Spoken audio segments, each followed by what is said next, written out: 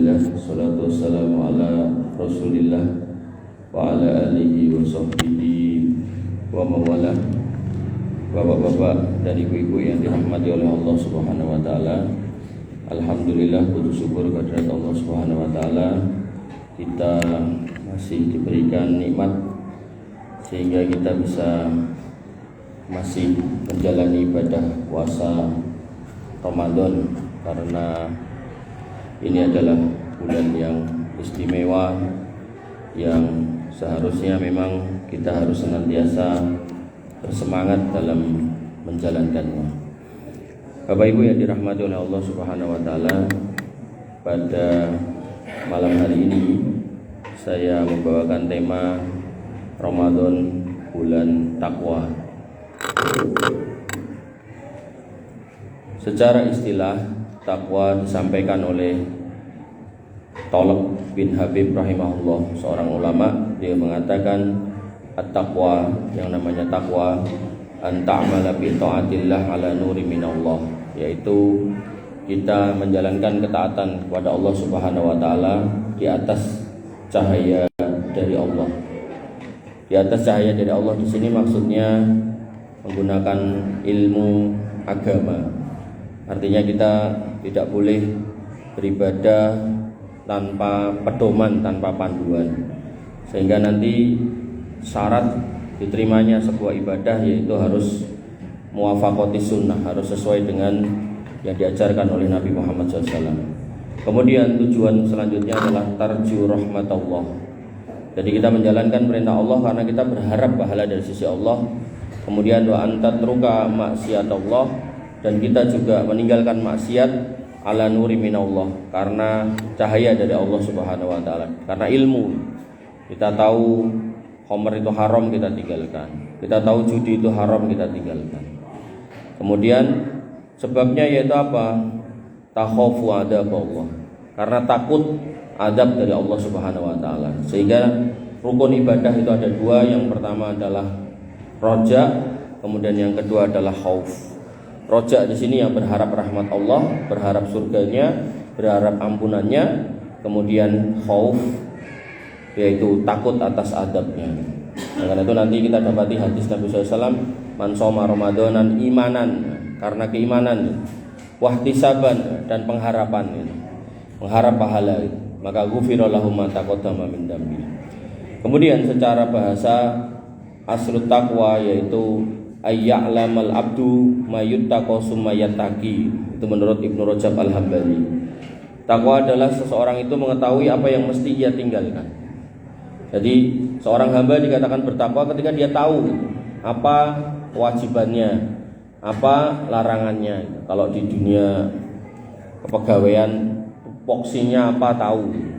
Jadi tidak melintasi, melewati batas-batas yang sudah ditetapkan. Kemudian Aun bin Abdillah berkata tentang kesempurnaan takwa, yaitu tamamut taqwa anta batagi ilma ma lam yu'lam, yaitu takwa itu akan menjadi sempurna jika seseorang itu tahu dari sebelumnya nggak tahu. Yang awalnya nggak tahu cara sholat yang benar, kemudian dia sekarang sholat dengan cara yang benar, maka itulah hakikatnya orang bertakwa dalam masalah sholat. Yang awalnya cuman rubuh-rubuh gedang ikut-ikut gitu kan, sekarang benar-benar tahu di atas ilmu, maka itulah hakikat dari takwa. Dan takwa yang seperti itu takwa yang sempurna. Kemudian hikmah dari takwa itu apa?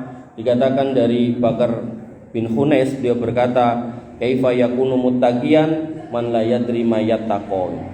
Bagaimana mungkin seseorang itu bisa dikatakan bertakwa jika dia tidak mengetahui apa yang mesti dijauhi? Gampangnya gini, kita akan menjadi tahu bedanya orang yang dapat SIM dengan nembak sama yang benar-benar ujian. Itu ketika benar-benar di jalan itu. Yang benar-benar tahu aturan, dia nggak akan melanggar aturan, bahkan dia akan hati-hati. Tapi kalau kemudian yang nggak pernah belajar tentang rambu-rambu lalu lintas, maka dia pun nggak paham. Larangan parkir kemudian dia parkir, larangan berhenti malah dia berhenti di situ, gitu kan. Lampu merah malah dia jalan dan seterusnya. Maka hakikat takwa itu adalah tahu, gitu. Ketika ada jalan, kita tahu mau kemana. Ketika ada rambunya, kita tahu mana yang akan kita ikuti. Maka itulah bertakwa. Kemudian Ma'ruf kemudian berkata, rahimahullah, idza kunta la tuhsinu tattaqi akal tariba. Kalau seorang muslim ini tidak menyempurnakan ketakwaannya, artinya tidak mencari ilmu untuk agar takwanya tambah baik, maka dikhawatirkan dia nanti akan memakan riba. Karena urusan riba ini kadang kalau orang nggak paham, ya nggak tahu bedanya riba sama bukan riba. Wa idza kunta la tuhsinu tattaqi laqaitaka imra'atan falam taghuddu basaraka. Kalau kamu juga nggak menyempurnakan ketakwaanmu dalam konteks pergaulan, maka kamu akan melihat wanita yang bukan mahram dan kamu tidak menundukkan pandanganmu. Artinya malah mengumbar pandangan gitu. Bahkan ada seorang pemuda yang bertanya kepada Syekh Soleh Al-Utsaimin gitu, bagaimana hukumnya puasa Ramadan melihat film porno gitu. Jadi puasa-puasa ngelihat film porno karena dia nggak tahu hakikat bertakwa itu apa gitu. Maka menurut para ulama, Ibnu Taimiyah merumuskan takwa adalah seorang beramal ketaatan kepada Allah di atas petunjuk dari Allah karena mengharap rahmat Allah dan meninggalkan kemaksiatan pada Allah berdasarkan petunjuk dari Allah karena takut siksa Allah, dan tidaklah seorang dikatakan mendekatkan diri kepada selain Allah dengan menjalankan kewajiban yang Allah tetapkan dan menunaikan hal-hal yang disunahkan. Jadi ketika seorang itu dikatakan bertakwa, maka dia berusaha terus untuk menambah cahaya pada dirinya agar kemudian dia bisa berjalan di dunia ini di atas petunjuk. Jadi dia belum paham hukum puasa, dia mencari kajian tentang puasa. Dia belum paham hukum tentang haji umroh, misal dia mau haji umroh, maka dia mencari ilmunya tentang haji dan umroh. Oh, dia mau kurban, belum paham tentang aturan kurban, maka dia belajar tentang fikih kurban, dan seterusnya. Hari-harinya ditambahi dengan ilmu, karena ilmu itu yang kemudian akan memperjelas jalannya, mana yang salah, mana yang benar, mana yang hak, mana yang batil, dan itulah yang disebut Al-Furqan, yaitu bisa benar-benar kita bedakan mana yang salah dan mana yang benar. Qanibidina azani Allah wa iyyakum. Allah Subhanahu wa taala kemudian berfirman, "Wa ma taqarraba ilayya 'abdin bi syai'in ahabba ilayya mimma aftaradtu alaihi." Dalam hadis qudsi, tidaklah seorang hamba mendekatkan diri kepadaku dengan amalan-amalan wajib yang aku cintai. Wa ma yazalu 'abdi yataqarrabu ilayya bin nawafil hatta ahibbahu. Dan setelah itu dia pun ketika sudah menjalankan semua yang wajib, dia kemudian berusaha mendekatkan diri kepadaku dengan menambahkan yang sunnah-sunnah, maka aku pun akan mencintainya. Jadi puncak dari hamba yang bertakwa yang menjalankan perintah dan larangan Allah adalah kemudian Allah akan mencintai hamba tersebut. Kemudian Hasan Al-Basri berkata, wal muttaquna ittaqau ma hurrima alaihim.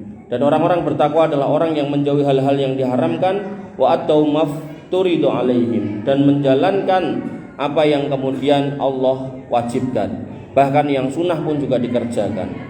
Kemudian Khalifah Umar bin Abdul Aziz rahimahullah berkata, laisa taqwallah bi siyamin nahar wala bi qiyamil lail. Takwa itu tidak semata-mata dengan puasa di siang hari dan sholat di malam hari. Jadi puasa dan sholat tidak semata-mata menunjukkan seseorang itu sudah benar-benar bertakwa. Karena ada orang yang siangnya puasa, tapi begitu waktu berbuka dia berbuka dengan yang haram gitu. Karena dia tahu pas puasa nggak boleh gitu, dan dia merasa setelah puasa boleh, padahal sebenarnya juga nggak boleh. Kemudian beliau mengatakan apa? Laisa taqwa Allah bisyamil nahar wala biqiyamil lail. Takwa itu bukan semata-mata sholat malam dan puasa di siang hari, wat takhlitu fima baina dalik, dan kemudian bergelimang atau berurusan hanya dengan sholat puasa enggak. Walakin taqwallah tarku ma harramallah. Tapi yang namanya takwa kepada Allah itu selain menjalankan kewajiban sebagai hamba, ibadah-ibadah itu dikerjakan, juga meninggalkan larangannya. Jadi jangan sampai kayak sebagian orang gitu, berpuasa gitu, tapi nanti buka puasanya sama pacarnya. Loh, ini kan contoh bagaimana kemudian mereka nggak ngerti gitu bertakwa itu apa. Puasa gitu kan, tapi nanti malam hari jam 9 gitu, tawuran gitu. Awalnya pakai sarung yang digulung, kemudian nanti pakai pentung, lama-lama pakai celurit gitu kan, ya. Kayak yang dilihat di TV-TV di medsos gitu kan. Ya, puasa gitu kan. Tapi kemudian dia pas siang harinya anteng gitu, pas malam harinya nyuri gitu kan, ngerampok. Ya. Alasannya buat nyari THR gitu. Ya, maka hal-hal seperti ini adalah orang-orang yang nggak paham hakikat takwa. Jadi dia hanya merasa wajibannya ya sebatas puasa. Kemudian ketika sudah buka ya dia merasa bebas lagi gitu. Kemudian wa ada'u maftaradallah, dan termasuk ketakwaan adalah menjalankan apa yang diwajibkan ya, termasuk puasa dan sholat tadi. Kemudian faman ruziqa ba'da dzalika khairan. Siapa yang kemudian karena sikapnya menjalani perintah Allah dan menjauhi larangannya, hari-harinya diisi dengan menjauhi dan menjalankan perintah Allah serta menjauhi larangannya, maka kalau dia dalam kondisi seperti itu dikasih rizki oleh Allah, jadi orang kaya kah, rizkinya mudah kah, kemudian punya anak istri yang soleh-solehah kah gitu kan, maka fahuwa khairun ila khair, maka itu kebaikan di atas kebaikan, maka itu adalah kebaikan yang hakiki. Tapi sebaliknya, ketika orang ini ahli maksiat, seneng maksiat, seneng khomer, seneng narkoba, seneng judi, kok kemudian rezekinya banyak, kan ada kayak gitu. Termasuk orang-orang kafir misalnya gitu. Kok rezekinya banyak gitu kan? Maka dia bukan kebaikan. Hakikatnya itu namanya istidraj gitu. Jadi jangan sampai kita terbalik-balik gitu.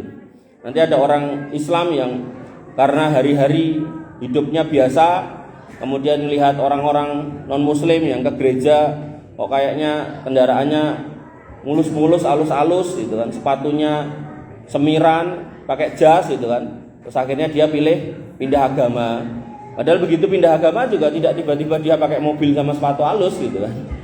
Ya, dia tetap aja nggak punya gitu kan. Dan itu beberapa saya temui kasus seperti itu gitu. Maka ini salah paham itu. Karena hakikatnya yang namanya rizki yang baik, rizki yang hakiki, kenikmatan yang baik adalah ketika diberikan oleh Allah di atas ketakwaan.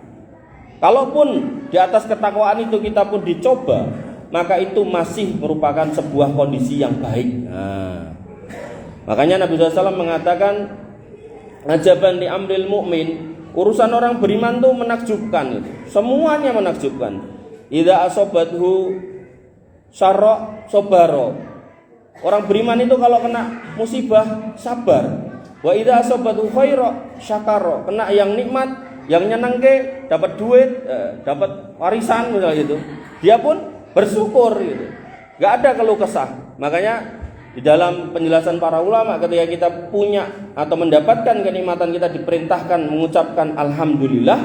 Ketika kita pun kemudian dapat kabar yang gak mengenakan, pilihannya dua, mengucapkan innalillah atau bahkan alhamdulillah ala kulli hal gitu. Jadi misalnya nyari dompet hilang gitu, atau kunci motor hilang gitu, alhamdulillah ala kulli hal. Wah, ini level yang luar biasa gitu. Kalau yang level yang biasa innalillah gitu.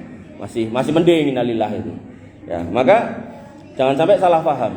Karena orang-orang kafir itu banyak yang kemudian mendapatkan nikmat, dan itu adalah istidraj. Allah sendiri mengatakan sanastadrijuhum min haitsu la ya'lamun wa umli lahum inna kaidi matin. Mereka akan tak kasih gitu nikmat, sehingga mereka itu merasa kalau mereka itu di atas kebenaran, sehingga mereka enggak mau atau enggak bisa atau enggan untuk kembali ke jalan yang benar itu.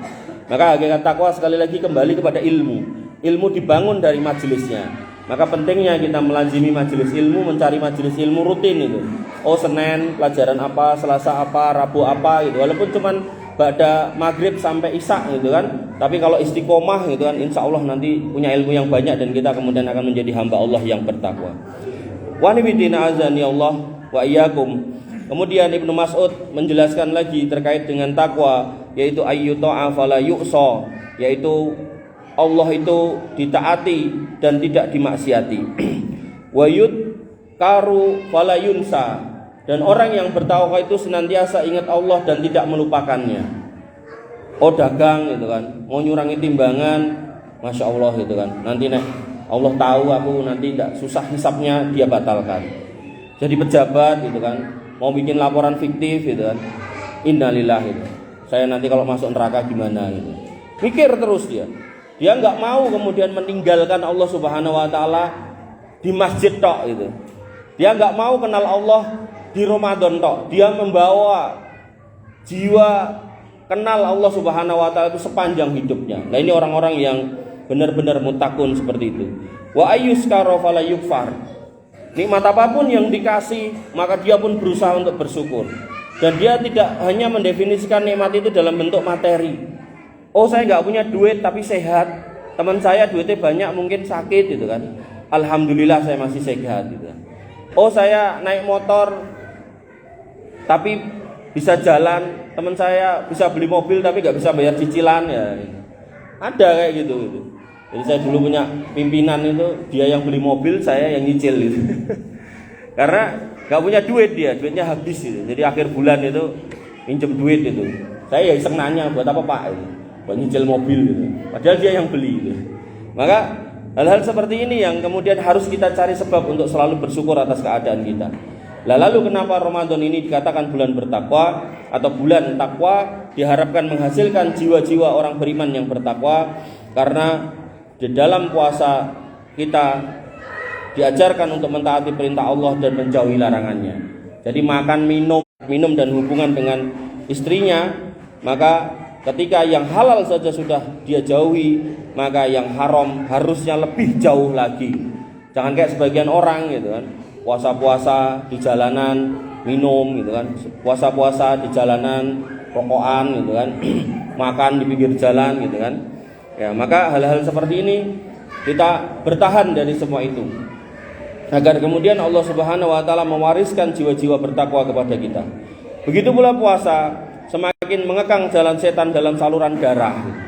Jadi saluran darah itu kalau membesar atau menurut kitab Tazkiyatun Nufus itu akan membangkitkan gairah-gairah nafsu gitu. Nah, nafsu kalau tidak mendapatkan petunjuk dari Allah maka akan mencari jalan pelampiasan yang jelek. Maka bertakwa itu cara untuk menyempitkannya. Sehingga Nabi SAW bersabda untuk para pemuda, ya ma'syaras sabab man istata'a minkumul ba'ah falyatazawwaj. Wahai para pemuda, jika kamu mampu untuk menikah, maka menikahlah. Fa illam yastati, tapi kalau enggak mampu, fa alaikum bisyam, maka silakan berpuasa. Fa innahu aghaddu lil basari wa ahsanu lil farji. Karena menahan nafsu dengan cara puasa itu lebih mengamankan pandangan dan lebih mengamankan kemaluan. Wa nabiyina azani Allah wa iyyakum. Maka orang-orang yang berpuasa juga akan menumbuhkan jiwa-jiwa taat dan kemudian jiwa-jiwa pengertian kepada sesama kaum muslimin yang membutuhkan, sehingga kompleksitas puasa ketika dijalani oleh seorang muslim dengan benar-benar, dengan sepenuh hati, dengan sepenuh keimanan dan ketakwaan, maka diharapkan bisa menghasilkan jiwa bertakwa pada 11 bulan kemudian, yang mana itu kemudian menjadi akhir ending dari madrasah Ramadan, yaitu lahirnya jiwa-jiwa yang bertakwa di atas dasar keimanan dan dalam menjalankan perintah dan menjauhi larangannya penuh pengharapan kepada rahmat Allah dan takut akan siksanya. Jadi takwa itu hakikatnya adalah kita taat kepada Allah, taat kepada Rasul, menjauhi larangan Allah dan larangan Rasul, dan kemudian semua itu dilandasi berdasarkan ilmu. Seperti yang saya contohkan, ketika kita di jalan naik kendaraan, apakah roda 2, apakah roda 4, maka yang terbaik adalah kita belajar mengerti rambu-rambu lalu lintas. Maka sebagian Pak Polisi ada yang kemudian memberikan pemaafan ketika pengendara itu salah gitu kan, tapi sebagiannya ya nggak mau tahu gitu, karena dia merasa dengan kita mendapatkan atau memegang surat izin mengemudi, ya tentu harapannya kita sudah tahu aturan gitu. Maka ya itu juga bagian dari pilihan para aparat itu untuk kemudian menindak atau kemudian memaafkan atau memberikan himbauan dan seterusnya. Wallahu ta'ala alam.